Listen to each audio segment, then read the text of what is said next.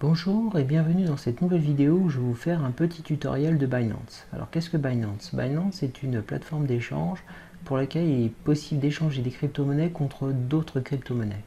Il n'y a pas d'échange de fiat contre des crypto-monnaies ici. Alors comment faire? Dans un premier temps, avant tout cela, vous devez vous inscrire à Binance. Donc vous devez indiquer votre adresse mail, créer un mot de passe fort, c'est-à-dire, comme je dis souvent, donc c'est un mot de passe avec des chiffres, des lettres, des majuscules, des minuscules, et avec au minimum une trentaine de caractères. Une fois fait, donc vous allez ensuite recevoir un mail de confirmation, un lien de confirmation sur lequel vous pouvez cliquer dessus et vous pourrez ensuite utiliser votre compte Binance.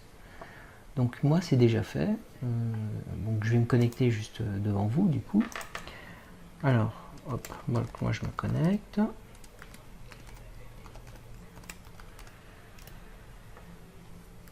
Hop. Donc il y a une petite vérification qui est là à faire, hein, évidemment. Et donc là, vous avez ce qu'on appelle en fait Google Authenticator. Donc je vous dirai qu'est-ce que c'est après et comment l'activer. Et c'est vraiment très important de le faire. Donc voilà, une fois connecté à votre compte Binance, en fait, vous allez vous retrouver avec cette fenêtre là. Alors, première chose, on va regarder en fait les consignes un peu de sécurité de Binance. Donc il est très important à ce que vous soyez toujours bien, lorsque vous connectez, que vous soyez sûr que vous connectez à Binance. Donc c'est-à-dire que ici, que ce soit bien du HTTPS et que ce soit bien un Binance. D'avoir un Google Authenticator, ou plutôt une authentification à deux facteurs si vous voulez, et de vérifier de ne jamais communiquer vos mots de passe, clés, Google Authenticator ou autre à même un support de Binance. C'est absolument pas possible. Donc ça c'est très important à faire. Donc, on va revenir sur cette fenêtre. Alors très important, vous pouvez voir ici la dernière connexion en fait. La dernière date de connexion. Donc ça permet de savoir si c'était bien vous ou pas qui vous êtes connecté la dernière fois. Vous avez des limites. Donc le limite, vous pouvez échanger sans vous authentifier à Binance jusqu'à 2 BTC par jour. Donc c'est très important, sans être authentifié. Vous avez la possibilité aussi de faire des transactions via ce qu'on appelle du BNB, c'est-à-dire Binance Coin. C'est une monnaie, une crypto-monnaie qui a été plutôt un token, plutôt pour être exact, un token de Binance qui a été fait sur lequel vous pouvez échanger ce token contre d'autres crypto-monnaies. Et si vous le faites, évidemment, vous avez un bonus de 50%. Donc déjà que les frais sont assez modiques, on va dire 0,1%, donc là vous aurez 0,05% de frais en fait sur toutes vos transactions. Donc c'est vraiment un rabais assez intéressant. Ici vous pouvez par exemple changer votre mot de passe. Donc toujours pareil, je recommande pareil de faire un mot de passe fort, hein, comme j'ai dit, avec des chiffres, des lettres, des minuscules, des majuscules et une trentaine de caractères. Vous avez aussi ici ce qu'on appelle un anti-phishing code. Alors, c'est quoi un anti-phishing code? C'est simple, lorsque par exemple vous envoyez ou recevez, comment dire, que vous ayez une communication avec Binance sur votre adresse mail, en fait vous avez ce qu'on appelle un anti-code phishing. Donc c'est un code ou c'est un plus que des chiffres et des lettres ou un mot de passe ou peu importe ce que vous voulez, pas forcément un mot de passe mais plutôt un code que vous envoyez à vous-même. Donc ça veut dire quoi? Ça veut dire que lorsque on va prendre un exemple. Lorsque vous envoyez par exemple des fonds sur une adresse, vous allez recevoir automatiquement sur votre adresse mail le montant du fonds et quand est-ce que les fonds sont arrivés. Et vous avez sur votre adresse mail en fait ce qu'on appelle ça le code, anti-phishing code, qui vous permettra de vérifier que c'est bien Binance qui vous a envoyé ce mail. Donc c'est très important à faire. Vous avez ici le Google Authenticator, donc c'est très important aussi, vous devez toujours activer l'authentification à deux facteurs. Donc vous pouvez faire soit par SMS, soit par Google Authenticator. Le problème avec les SMS, c'est que si par exemple vous êtes, je sais pas moi, sous un tunnel où vous avez oublié votre portable, les SMS ils vont pas marcher. Donc du coup vous aurez un peu de problème.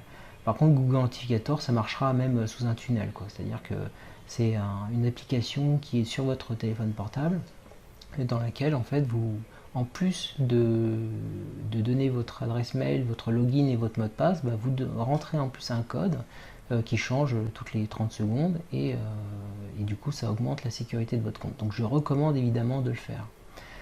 Vous avez tout ce qui est API en fait ici. Les API sont vous permettent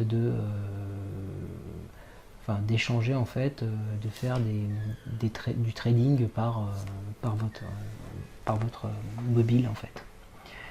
Vous avez aussi une nouvelle chose que j'ai trouvé assez intéressante au niveau de la sécurité, c'est ce qu'on appelle les adresses, listes d'adresses en fait.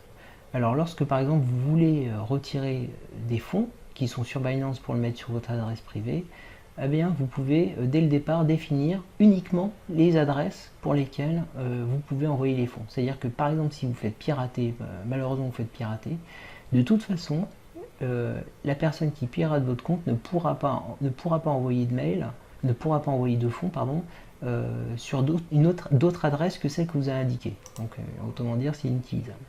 Et ici vous avez les dernières connexions qui ont eu lieu. Donc c'est très important à vérifier aussi lorsque vous vous connectez. Donc maintenant faisons un petit tour du côté sur les fonctionnalités. Alors ici vous pouvez voir par exemple les différentes monnaies que vous possédez et le solde qui est associé. Donc par exemple ici là je me suis envoyé il n'y a pas longtemps là pas grand chose, 12 dollars en Ethereum. Ici, donc là on voit, et puis j'ai un peu de Binance Coin, mais pas beaucoup, quelques centimes je pense. Donc voilà, ça c'est fait. Par contre, si vous voulez, disons, envoyer des fonds, alors vous allez ici dans dépôt.